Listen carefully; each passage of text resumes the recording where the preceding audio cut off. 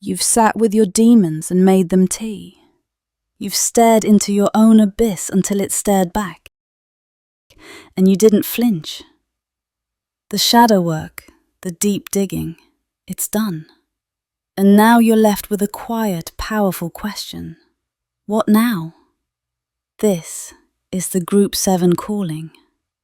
This isn't about healing anymore. It's about activation.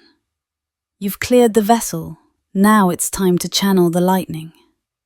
Your years in the darkness weren't a detour.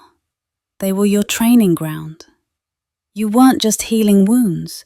You were forging weapons of compassion, discernment, and unbreakable inner truth.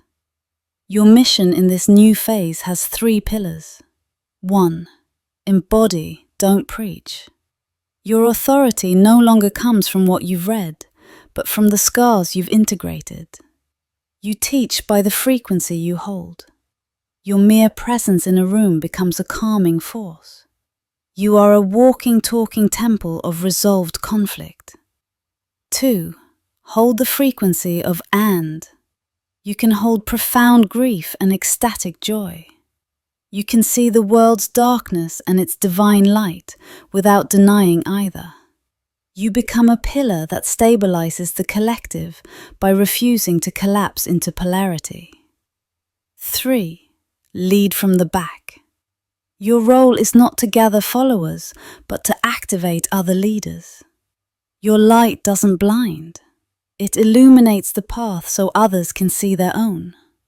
You are a midwife for the sovereignty of other souls. The world doesn't need more spiritual tourists. It needs embodied masters. It needs those who have been to hell and decided to build a garden there. Your shadow work was the prerequisite.